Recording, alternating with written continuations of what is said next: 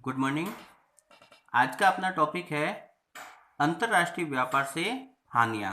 मतलब इससे पूर्व के वीडियो में हमने अंतर्राष्ट्रीय व्यापार से हमें क्या क्या बेनिफिट है उसको डिस्कस किया था। आज अपन ये देखेंगे कि इंटरनेशनल ट्रेड की वजह से किसी भी कंट्री को क्या क्या लॉस होते हैं। सबसे पहला है खनिज पदार्थों की समाप्ति। एक छोटा सा एग्जाम्पल है कि ये ए देश है, ये बी देश है। ए देश के पास में पेट्रोलियम बहुत ज़्यादा है, तो वो क्या कर रहा है, बी देश को उसका क्या कर रहा है, एक्सपोर्ट कर रहा है। अब समय के साथ साथ पेट्रोलियम खत्म होता जाएगा और एक समय ऐसा भी आएगा जब ये प्राकृतिक संसाधन पूरी तरह से क्या हो जाएंगे, खत्म।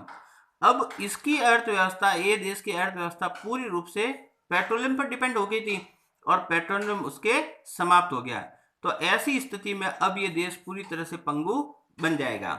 और ऐसा उदाहरण आप वेनेजुएला का देख सकते हैं, जहां पर उसकी एक समय था जब वो बहुत ज़्यादा चरम सीमा पर था या उसके बहुत पीक पॉइंट पे था, लेकिन धीरे धीरे उसके प्राकृतिक संसाधन समाप्त होने के बाद में अब उस देश की स्थिति बद से बदतर हो गई है। दूसरा है विदेशी प्रतियोगिता का प्रतिकूल प्रभाव। आप देखेंगे जैसे ये ए देश है, अब उसके अंदर जो चीज बन रही है वो 100 रुपए में बन रही है। अब ये दूसरे देश है, क्योंकि विदेशी व्यापार में कोई भी सामान कहीं पे भी बेच सकता है, तो अब ये देश यहाँ पर, क्योंकि ए देश की खुद की कॉस्ट कितनी आ रही है, 100 रुपए। अब बी देश वही सामान 70 रुपए में बेच रहा है और सी देश इसी देश में आकर वो सामान 50 रुपए में बेच रहा है। तो इस ए देश की इस उद्योग को, मतलब उसके जो घरेलू उद्योग है उसका पूरी तरह से बर्बाद या विनाश होना तय है, क्योंकि जो सामान उसके देश की कंपनी 100 रुपए में बेच रही है उसको विदेशी कंपनी 50 रुपए में बेच रही है, तो घरेलू कंपनियों को निश्चित तौर पर बर्बादी होगी। और ये उदाहरण में किसी और का नहीं, अपने भारत का ले सकते हैं। ये अपना भारत जिसकी लाइट्स वगैरह 100 रुपए में मान लीजिए बनती है, और ये चाइना जो उसी लाइट्स को 50 रुपए, यहाँ तक कि मोबाइल एसेसरी है उसको 30 रुपए या 20 रुपए में भी सप्लाई कर लेती है। तो ऐसी स्थिति में आप देख लो भारत के घरेलू उद्योग पूरी तरह से इसकी वजह से प्रभावित हुए, और वो भी कैसे, नेगेटिव वे में। देश का एक पक्षी विकास, जैसे हम विदेशी व्यापार में बात करते हैं कि भाई ये ए देश, ये बी देश, ये कृषि में एक्सपर्ट है और ये मान लीजिए पूंजीगत सामान में है, तो इसने क्या किया, इसको एग्रीकल्चर सामान मतलब एक्सपोर्ट किया और इसने इसको मशीनरी एक्सपोर्ट की। ऐसी स्थिति में आप देखोगे तो ये केवल कृषि क्षेत्र तक ही सीमित रहा और पूंजीगत सामान के लिए बी पर निर्भर रहा, और बी देश पूंजीगत सामान में तो एक्सपर्ट बन गया लेकिन कृषि के लिए ये पूरी तरह से ए पर डिपेंड रह गया।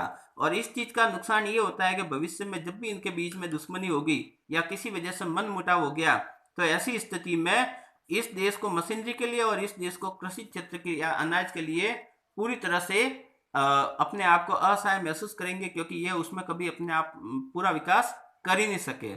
तो अंतर्राष्ट्रीय व्यापार की वजह से हम क्या करते हैं, जिस चीज में हमारा स्पेशलाइजेशन है उसको ही आगे बढ़ावा करते हैं, और ऐसी स्थिति में हमारे देश का सर्वांगीण विकास नहीं हो पाता। अंतर्राष्ट्रीय द्वेष भावना, इस उदाहरण को समझने के लिए हमें कहीं दूर जाने की जरूरत नहीं है। अमेरिका और रसिया, आप देख सकते हैं, ये हमारा भारत।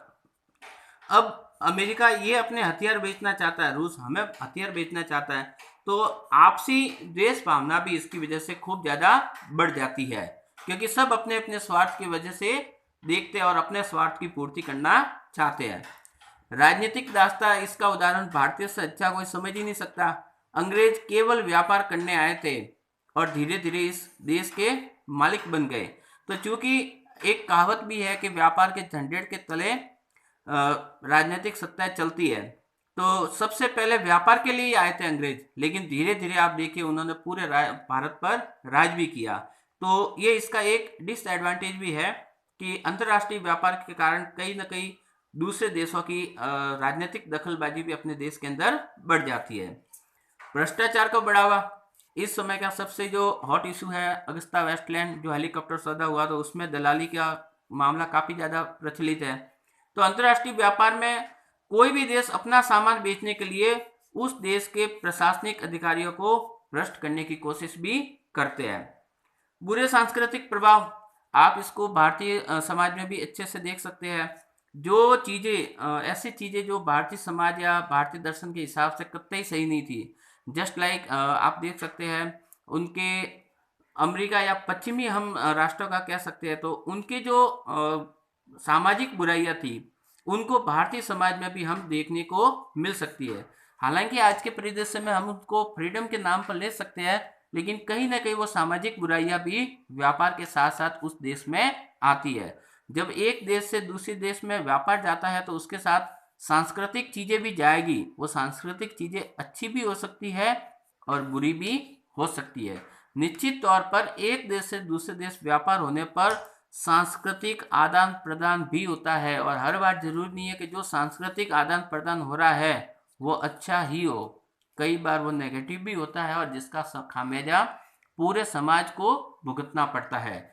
तो ये थोड़े से इसके डिसएडवांटेज है। हालांकि इसमें कोई विवाद नहीं है, ये मतलब पूरी तरह से निर्विवाद है कि अंतर्राष्ट्रीय व्यापार आज के ज़माने में एक ग्रोथ के इंजन के रूप में देखा जाता है और जिसकी ज़रूरत सभी देशों को पड़ती है।